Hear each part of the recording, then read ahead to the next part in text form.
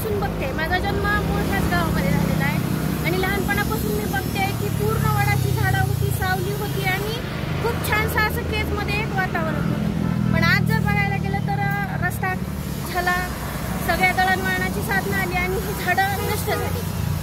माझी एक संस्था पण आहे आणि संस्था माझी माती, पाणी आणि पर्यावरण ह्या विषयावरती काम करते आहे. मग आम्ही जे आज जे ग्रीन सिटी जी आमची टीम आहे, ह्या टीमने एक विचार केला की आपण ही कामं करतोय पण वेगवेगळ्या पद्धतीनं करतोय. मग हे जर ताकद आपण सगळ्यांनी एक जर केली आणि ह्या केजचा एक ग्रीन सिटीच्या रूपामध्ये जर आपण रूपांतर केलं तर एक छोटासा प्रयत्न आपला नक्कीच यशस्वी होईल.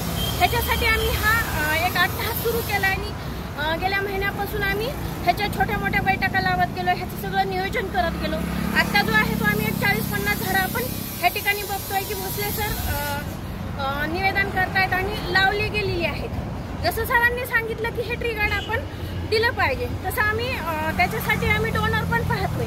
हे झाडं संगोपन करण्यासाठी पण आम्ही वेगळ्या पातळीवरती डोनर पाहतोय आणि हे जे इथपर्यंत मर्यादित राहणार नाही.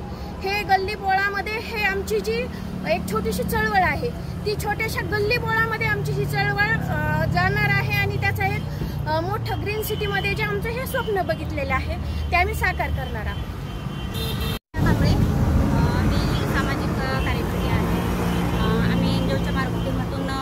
शेती आणि पाणी या विषयावरही काम करतो.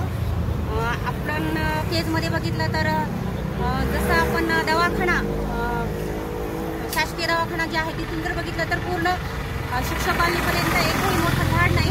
उन्हाळ्यामध्ये बघितलं तर आपल्याला कुठं थांबायला सुद्धा सावली अशी केजमध्ये नाही आहे. त्यासाठी आम्ही सर्वांनी एकत्रित येऊन झाडं लावण्याचा हा उपक्रम गेल्या महिन्यामध्ये आम्ही हाती घेतलेला आहे आणि जसजसं आम्ही लावत जाऊ झाडं वाढवण्याचा सुद्धा आम्ही संकल्प केलेला आहे की ते झाडं जगावी, नुसतं लावून बाजूला व्हायचं नाही की ते जगण्यासाठी आम्ही प्रयत्न करणार आहोत. त्याला पाणी वगैरे अशी पूर्ण व्यवस्था आम्ही करणार आहोत आणि ह्या जाळीसाठी लोकांकडनं आम्ही आवाहन करतो की ह्या जाळी त्यांनी त्यांच्या आई वडिलांच्या स्मृती म्हणून दान द्यावेत आणि आम्ही त्यांचं नावही टाकणार आहोत.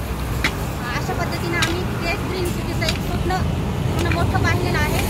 आम्ही प्रयत्न करत राहणार आहोत, आम्ही करणारही आहे. नक्कीच हा आम्ही प्रकल्प पूर्ण करू.